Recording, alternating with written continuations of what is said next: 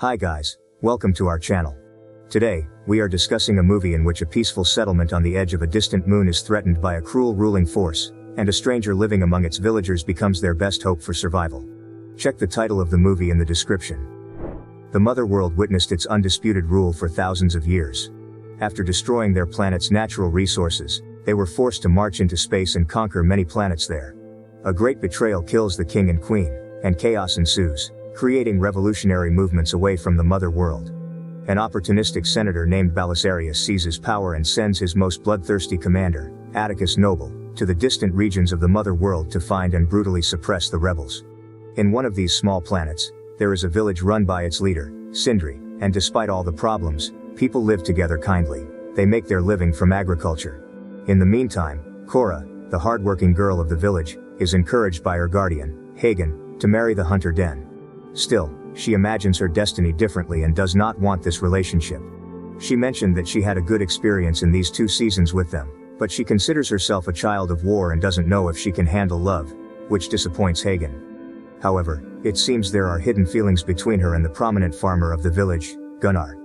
One day, while she is talking to her best friend Sam, an Imperial ship suddenly appears in the sky and surprises everyone. Cora, a war orphan, recognizes it immediately and hurries to ring the village bell. Sindri gathers the people to discuss dealing with the Mother World representative. In the meantime, he and Gunnar argue over supplies and ransoming the Empire. As an agricultural expert, Gunnar believes that dealing with them and selling them grain at a high price is better than being afraid. In this case, they can become partners and be safe from their sting. Cora warns that the ship is only a manifestation of destruction, slavery, and captivity and suggests not to inform them about the fertility of the farmland.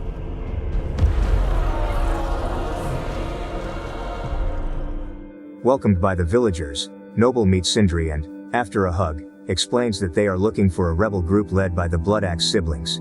He invites him to drink beer and talk about the life of the villagers. Eris, one of the Imperial soldiers, stares at Sam's beauty and faces a warning from his commander, Faunus. Sindri lies to Noble about the fertility of the farmland and insists that the village's crops are only enough to meet the needs of the people. He tries to convince him with these words.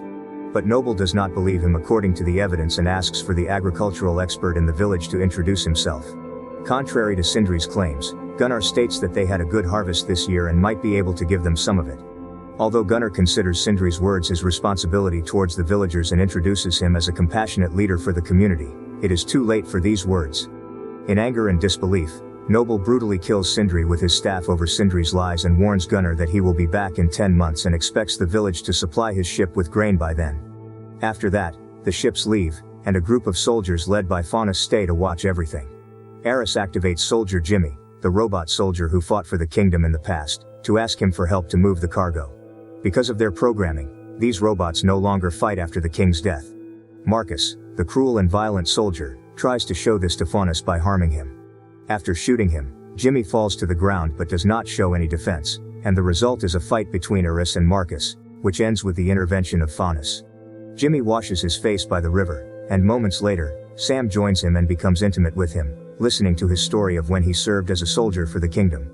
He admits that Sam's beauty reminds him of the Imperial princess, Asa, whom he calls a savior whose birth had given him a special passion for the universe. According to prophecies, peace and friendship will cover the world with her coming. On the day of her coronation, she, along with our honored king and queen, were assassinated in cold blood. I fear we lost some measure of our honor since that betrayal. Sam makes a beautiful wreath with the flowers around her, gives it to him as a gift, and makes him happy. Sindri's wife blames Gunnar for his death, and Den tries to comfort the people and give them hope that their lives will be spared by offering them crops. Cora is not optimistic about what they say and knows more about the brutality of the Mother World army than anyone, so she decides to leave there. Hagen, who finds her after the ship crashes, asks her to stay and lead the people as a leader to fight against the enemies. She believes there will be no chance of victory against them, so it will just be a massacre. So she is serious about leaving. Faunus, with Marcus and his other soldiers, plan to rape the beautiful Sam, and even Eris's efforts to stop them are ineffective. Cora hears her screams and reminds herself that she shouldn't get involved, but finally decides to stand up to the aggressors and confront them.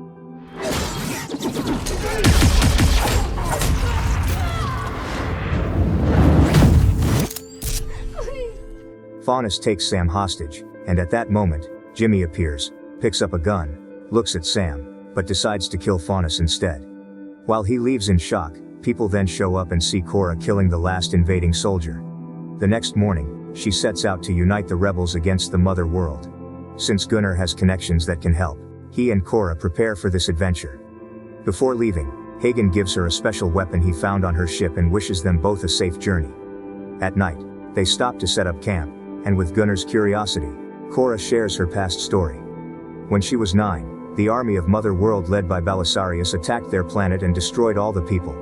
Unlike the other commanders, he fights alongside the soldiers in the field. He finds Cora armed at the end of a lonely alley.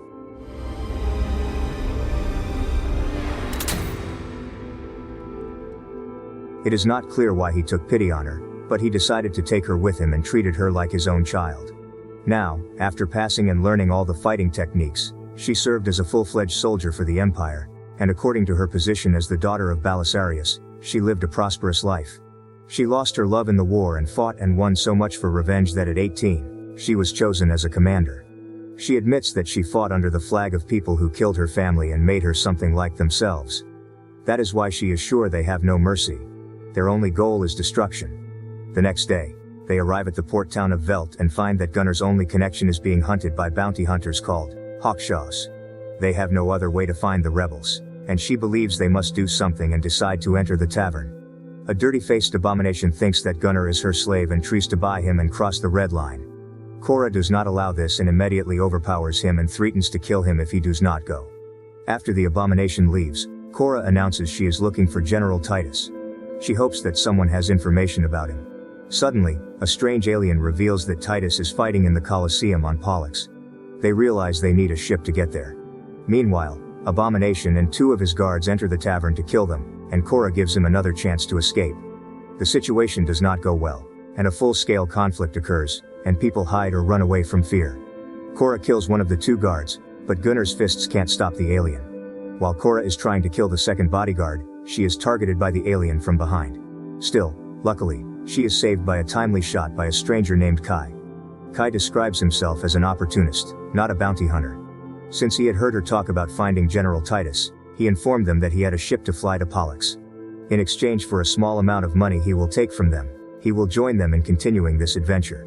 Along the way, Kai informs them that he knows a fighter who can help them, so with their agreement, they head towards that planet. Noble is smoking with a pipe attached to his body. A soldier named Cassius enters and informs that a message from the Hawkshaws has been received that they have captured an informant and requested a meeting. He orders that they go to him at the right time, and then he returns to his tentacle lover. The ship containing Cora lands on a remote farm called New Wadi, where they meet Hickman, who enslaves a person named Tarak. They cannot afford to pay for Tarak's slavery, so he claims that he is only willing to free him for one reason: to tame that giant and wild bird called Bennis for him. Tarak believes he can tame Bennis, so he approaches him, kneeling before him after letting go of his chains and trying to tame him with inspiring words.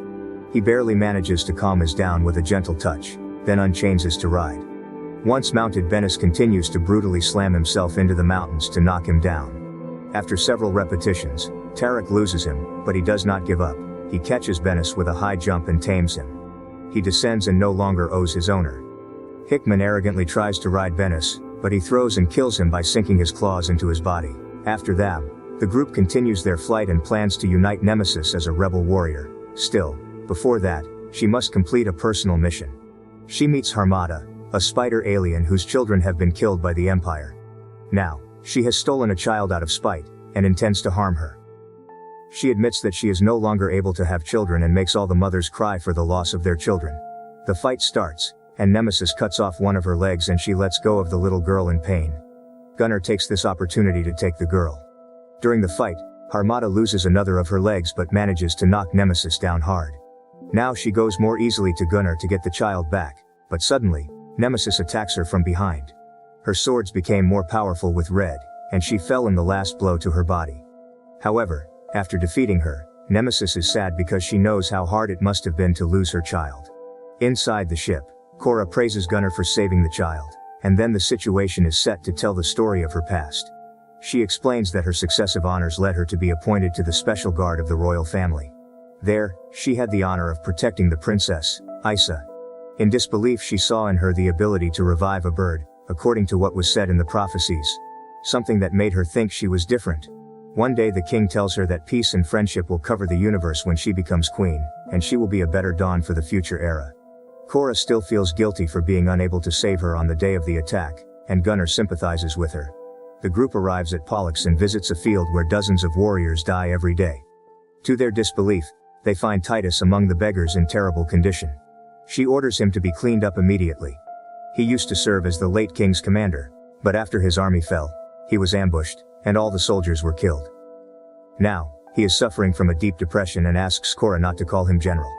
At first, he refuses to fight, but Cora gives him the chance to take revenge and join the rebels, which makes him change his mind. The Hawkshaws bring the rebels' connection to Noble, who promises not to kill him if he reveals their location and information. He explains that Darian Bloodaxe and his sister are under the king's protection of Levitica, and they should look for them there. Noble does not have mercy on him and kills him and orders to dissect his brain for more information. Cora and her group settle on the planet Levitica, and receive a warm welcome from the king, then meet Darian Bloodaxe and his sister Devra. Since Gunnar had previously sold them grain, they know him and unknowingly announce that they are no longer willing to buy his products. She comes forward and explains to him the truth about the possible attack of an army from the Motherworld on the farm fields of the village. She says that she hired these fighters to fight them and asks them to join them in this war. Darian agrees, but Devra sees little chance of winning this battle and is unwilling to risk the lives of the army under their command. So Darian tells her that their goal is a revolution and that this revolution may come out of this battle, so he gives his men a chance to join them of their own free will. After an impressive and heartwarming speech, volunteers show up to fight alongside them for this great cause, including his lover, Milius. The ship begins to fly, and Kai informs Cora that he wants to fight alongside her, but before that there is a cargo to deliver to Gandiwal. Noble and his men arrive at the planet Levitica with a little delay. He punishes the king there for settling rebels on his planet and kills him with his staff.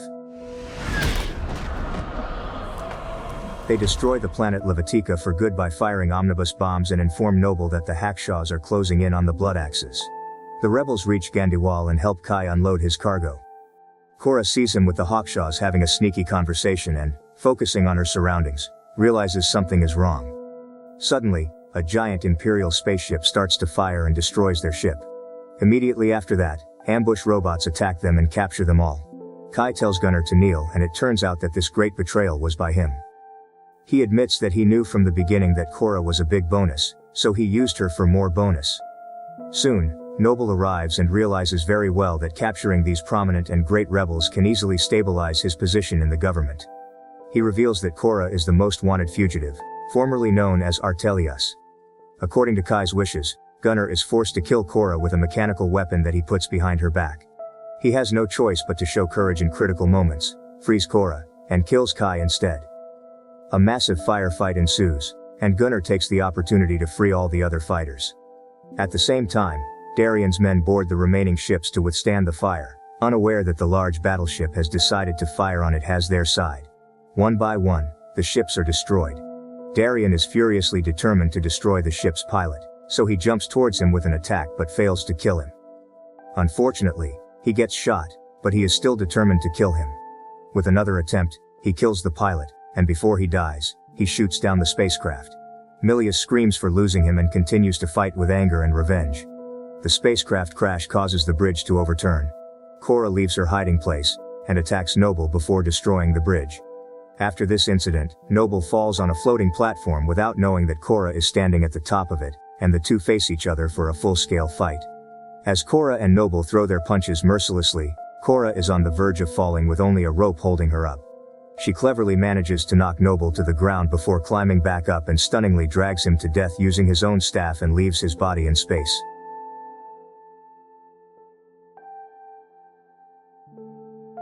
Tarak and Milius mourn their lost friends yet realize that they were killed for their cause, and now they must continue their fight. The group gathers and praises Darian for his sacrifice and for saving them. They return to the village to prepare to defend the farming community in the future. Titus asks Cora if the bounty hunter is right about her as Artelius. Cora evades the correct answer and claims that he is a big liar. Jimmy watches them with a curious frown as if preparing for something big. Meanwhile, Noble's body is returned to the Motherworld ship, and to his surprise, he is connected to a large nerve graft. As he is surrounded by water, he wakes up with a huge nervous shock in an illusion world in front of Belisarius. He scolds him severely for not being able to win this mission and gives him one more chance to suppress all the rebels and bring his daughter Cora back to him alive. During his talks, he keeps hitting the icy ground under his feet, and with the last hit, Noble returns. Since there is no brain activity in him, they wake him up by causing another big nervous shock. Don't forget to like the video and subscribe to our channel.